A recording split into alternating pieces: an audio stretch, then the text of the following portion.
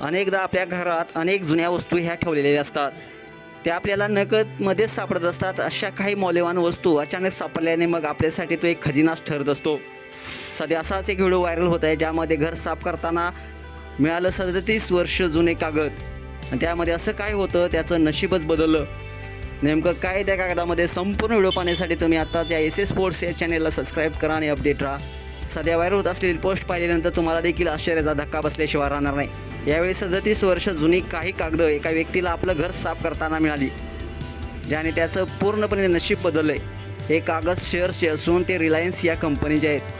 ही व्यक्ती त्याची जुने कागदपत्रे शोधत असताना तिला 1987मध्ये खरेदी केलेले रिलायन्स इंडस्ट्रीजचे काही शेअर्स सापडले. त्यावेळी या शेअरची किंमत नाममात्र होती, परंतु रिलायन्स इंडस्ट्रीजच्या 37 वर्षात प्रचंड वाढीमुळे आज त्याची किंमत सुमारे 11 लाख रुपयांपर्यंत पोहोचली.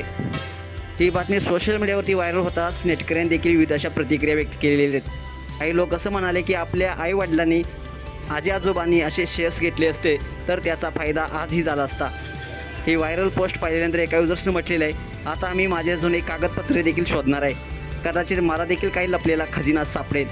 त्याचवेळी एका युजर्सनं म्हटलेलं आहे, 37 वर्षापूर्वी 1000 रुपयाची गुंतवणूक आज करोडोमध्ये बदलू शकते. म्हणून गुंतवणुकीची शक्ती कधीही कमी लेखू नका.